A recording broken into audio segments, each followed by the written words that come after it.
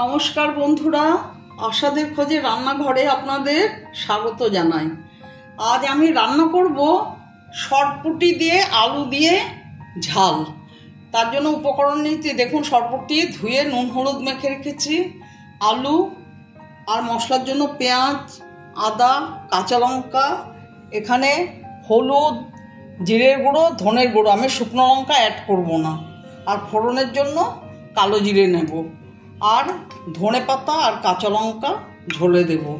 এখন আমি gas on করে দিয়েছি, সর্ষের তেল দিয়ে দিচ্ছি, মাছগুলো ভেজে নেব।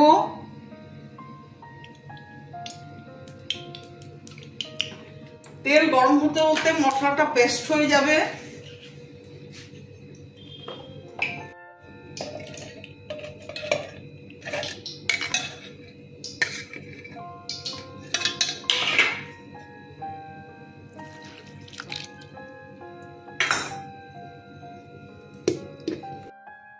তেল গরম হয়ে গেছে, মাছ ছেড়ে দেব।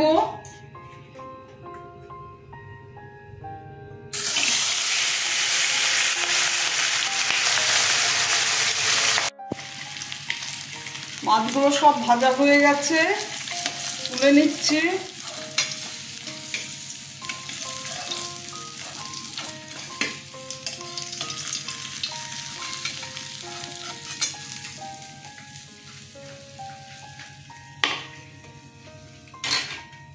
এই তেলেই কাঁচা লঙ্কা ফোড়নে দিলাম,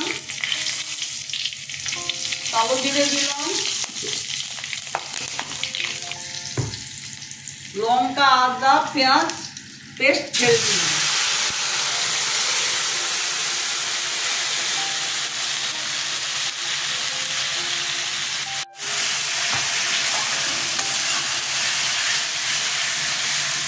পেঁয়াজটা কষানো হয়ে গেছে, হলুদ দিয়ে দিলাম,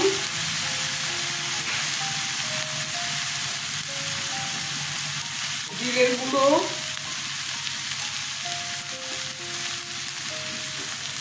ধনের গুঁড়ো দিয়ে দিলাম,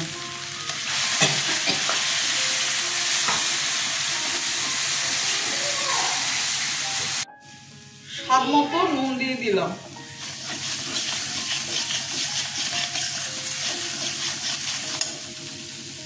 আলুগুলো দিয়ে দিলাম,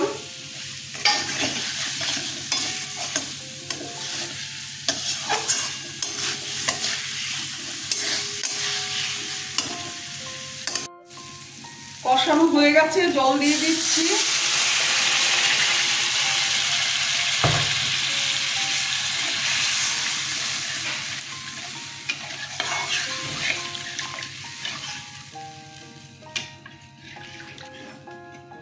আর একটু জল দিয়ে দিলাম।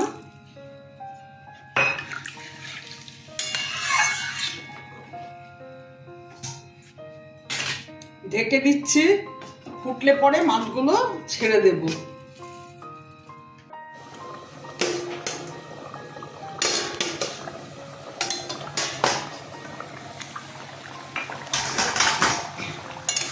ঝোলটা ফুটে গেছে,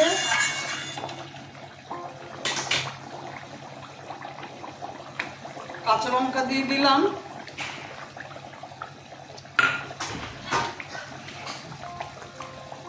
মাছগুলো ছেড়ে দিচ্ছি।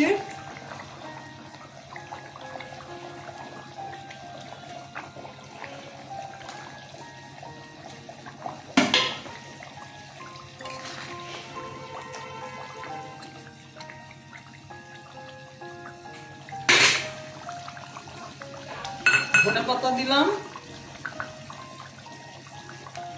আবার একটু ঢেকে দিচ্ছি, 2 মিনিট পরে ঢাকাটা খুলবো।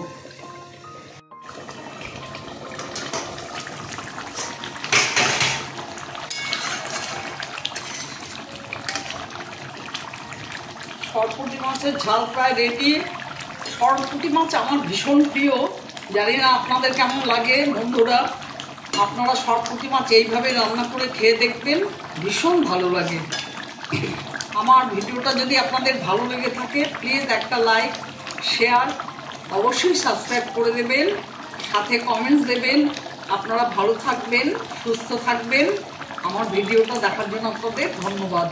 আমি এখন গ্যাস অফ করে দিয়ে 2 মিনিট ঢেকে রাখবো, তারপরে পরিবেশন করে দেব।